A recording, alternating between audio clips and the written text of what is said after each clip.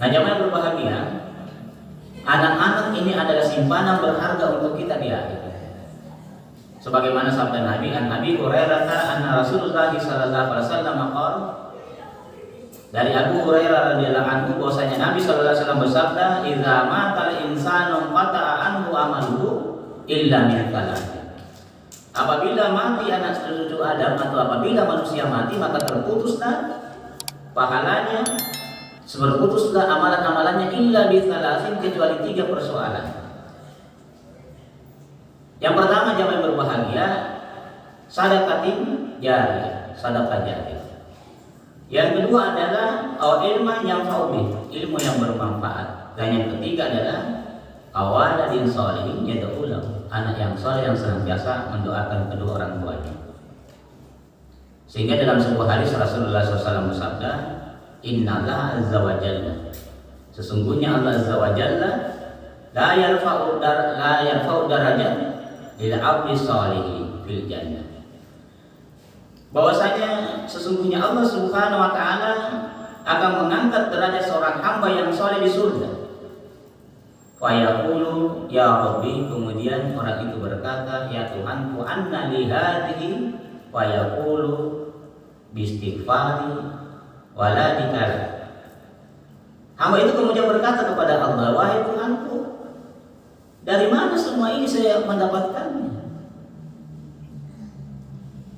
Dia disebutkan pada hidup saya di dunia ini hanya biasa-biasa saja. Ibadahku, amalanku hanya biasa-biasa saja. Tetapi kenapa saya mendapatkan kedudukan dan derajat yang begitu tinggi? Lalu kemudian Allah Subhanahu wa taala berfirman, itu karena doa anakmu yang kamu tinggalkan. Jadi jamaah yang berbahagia, tidak ada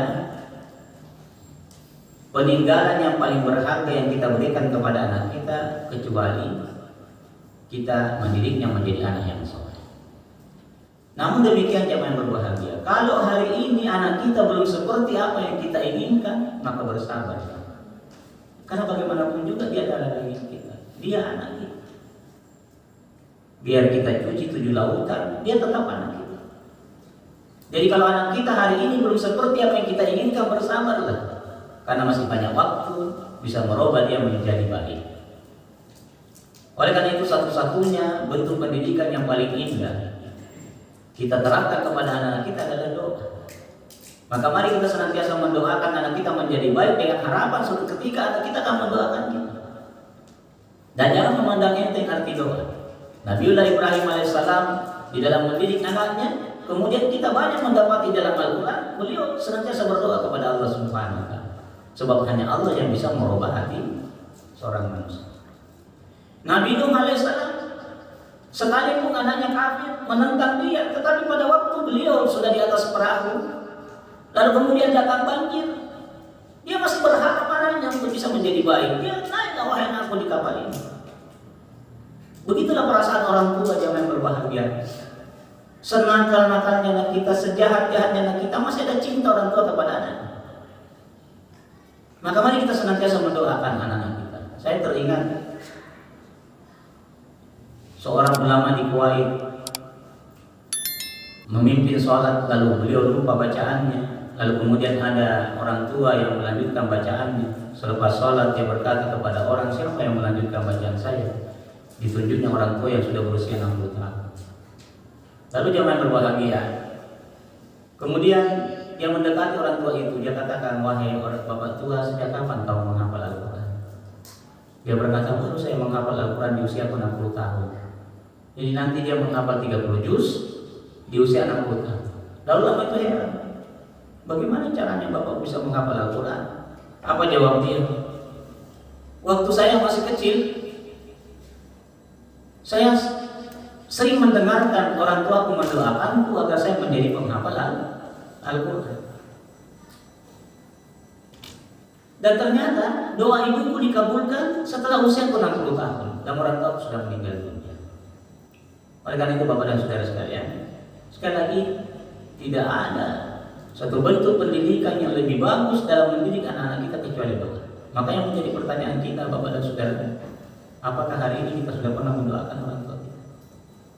Atau hari ini kita sudah mendoakan anak-anak kita? Setiap hari jangan kita bosan untuk mendoakan anak kita. Saya membaca sebuah artikel, ada seorang pakar psikologi, seorang ibu, kemudian senantiasa memberikan wejangan. Lalu dia berkata, adalah kau senantiasa mendoakan anak. Lalu dia bagikan doa itu. Setiap malam menjelang kau tidur, maka doakanlah anak. Lalu kemudian ada ibu yang mempraktekkan doa itu. Doa itu jamaah berbahagia, isinya seperti ini. Ya Allah, ridhoilah anakku. Lalu disebutkan nama anaknya. Jadi kalau kita punya anak 4 orang, kita doakan menjelang tidur kita, ya Allah, aku mempersaksikan kepada bahwa sesungguhnya aku ridho kepada anakku A, B, C, dan D. Dengan ridho yang sempurna, ridho yang komplit, ridho yang paripurna. Oleh karena itu ya Allah, ridhoilah anak. Lalu ibu itu pun mempraktekkan doa yang dibagikan oleh pakar psikologi. Lalu dia berkata, anakku yang tidak pernah sholat, sering menyakiti hatiku. Tiba-tiba suatu ketika anakku menelponku, lalu dia dengan kata dan bahasa yang begitu halus. Lalu kemudian dia bilang, saya tanya kepadanya, di mana kamu nak? Bilang, baru saja saya selesai sholat di masjid. Padahal dia tidak pernah menyentuh masjid. Lalu dia berkata, ini adalah buah dari doa yang senantiasa diajarkan di zaman berbahagia. Mungkin kita mengatakan ini kecil, tetapi kalau dia dikerjakan dengan tulus, maka insya Allah akan berberkah. Jadi setiap menjelang tidur kita, mari kita mendoakan anak kita. Ya Allah, aku mempersaksikan kepada bahwasanya aku ridha kepada anakku. Kita sebutkan nama anak kita A, B, dan C dengan ridha yang sempurna, ridha yang paripurna, ridha yang komplit. Oleh karena itu ya Allah, ridhoilah anak.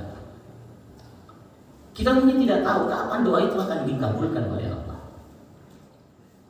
sehingga senantiasa kita meminta. Nah, kalau kita ingin didoakan oleh anak kita, maka mari kita mendoakan anak kita.